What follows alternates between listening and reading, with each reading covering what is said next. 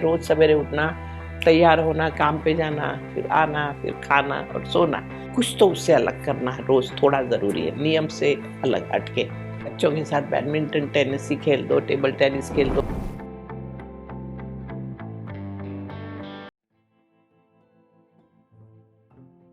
आज हमारे साथ एनबीटी लाइव के इस स्पेशल सेगमेंट पे आयुर्वेदा है ना पे एक बहुत ही खास मेहमान हमारे साथ जुड़ी हैं, जिनका नाम है doctor Hansa ji Yogendra, director the yoga institute. Thank you so much ma'am for joining us. Welcome. कुछ लोग हैं जो वेट लॉस करना चाह रहे हैं और वेट लॉस करते समय वो खाना बिल्कुल छोड़ देते हैं, इंटरमिटेंट फास्टिंग करते हैं। तो आयुर्वेदा के अनुसार सही तरीका क्या है वजन घटाने का? देखिए, अब वेट अगर बढ़ गया है, वो वेट बढ़ा ही इसलिए है कि आप या तो ज़रूरत से ज़्यादा खाना खा रहे हो, या आपका थायराइड वगैरह बराबर, हार्मोन्स बराबर काम नहीं कर रहे, और या शरीर में कहीं कुछ ब्रेकेज हुआ है, पैर टूट गया, ये हुआ और आप बैठ गए, तो फिर खा तो रहे हो, अब चल नहीं रहे हो, तो फिर वेट बढ़ जाएगा। तो ये सोच कर हमारे को खाना पीना होना चाहिए कि अगर आपको मेरे को भाग दौड़ करनी पड़ रही है तो मैं ज़रा व्यवस्थित खाना खा लूँ। अगर आप मैं घर पे ही बैठना है या ज़्यादा चलना फिरना नहीं, तो मैं सिर्फ वो लिक्विड ही खाऊं या थोड़ा सा हल्का फुल्का खाऊं, ये ज़रूरी है। अब ये पेट ही भरना है तो एक शकरकंद ले लो, एक शकरकंद बाफ कर और खा लोगे तो फुल हो जाएगा पेट। या ये सारी चीज़ें, जैसे राजगीरा है, बहुत ही अच्छी चीज़ है राजगीरा, उसका कुछ बना लिया, लड्डू ही बना के खा लिया है, कुछ भी वो अच्छा है। कट्टू का आटा है, ऐसे बहुत जो आप थोड़ा सा खा लो, मगर ज़्यादा मत खाओ क्योंकि आपकी एक्टिविटी ज़्यादा नहीं है। एक तो ये ध्यान दो। सब्जियां सबसे अच्छी होंगी अगर आप वेट लॉस के लिए पालक की कोई चीज़ें बनाइए। पालक हरी हरी, और आप उसके पालक के जूस में आप चावल बना लीजिए। पालक का जूस रोटी के आटे में डाल के उसके रोटी, जिसको कहते हैं थेपला वगैरह, वो बना लीजिए। पालक के जूस का ढोकला बना लीजिए। बहुत सारे पालक के साथ हो सकता है। मेथी वैसे भी अच्छी है, और मेथी के पत्ते वो टेस्टी लगते हैं, उसका मुठिया बना लिया, ये बना लिया।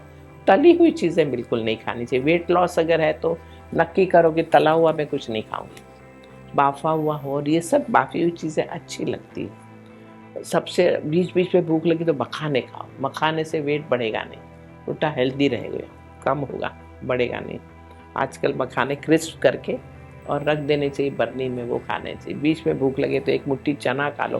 प्रोटीन को डाइजेस्ट करने के लिए शरीर को एनर्जी डालनी पड़ेगी, तो आपकी एनर्जी फैट कम होगी।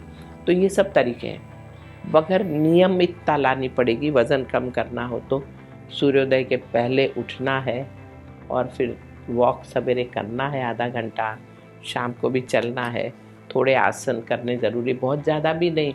बैठे बैठे दिन भर अवेयरनेस होनी चाहिए। बैठे बैठे पर्वतासन ही कर दिया, हाथ ऊपर पकड़ लिया, सिर के ऊपर, बैठे बैठे वक्रासन कर लिया, और पैर को थोड़ा ऊपर ले गए, नीचे ले गए, ये सब कर लिया, काफ़ी अच्छा रहता। आप प्लेन में जा रहे हो, हम यूं ही बैठे हो, तो क्यों नहीं आप पाँव को थोड़ा यूं कर लिया करो, ऊपर उठाओ, नीचे लेके आओ, दोनों उठा लो, नीचे लेके आओ।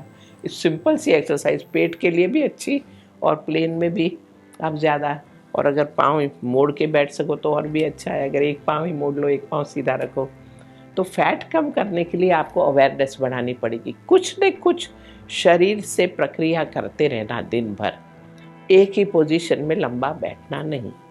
अगर हार्मोन्स का प्रॉब्लम है, अगर कुछ डेफिशिएंसी है, तो पहले उसको ठीक करो।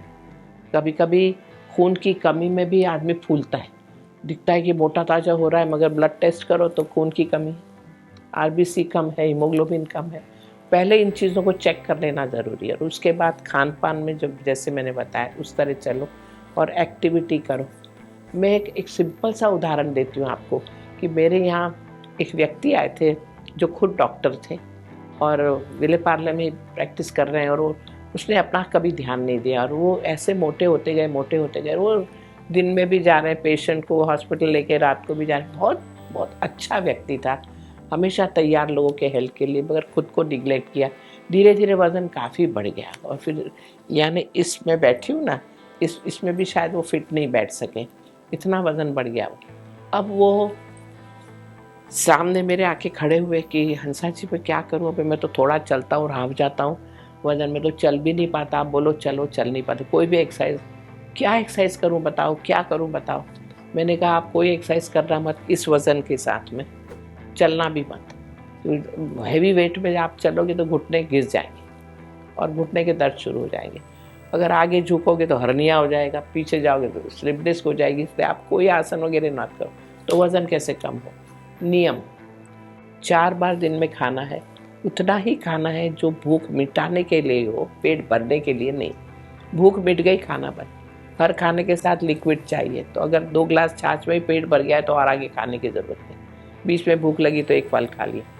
इस तरह आप चलो, भूख मिटे उतना ही खाना है पेट भरने के लिए, मगर टाइम 4 बार खाना है और रात को जल्दी सोना है।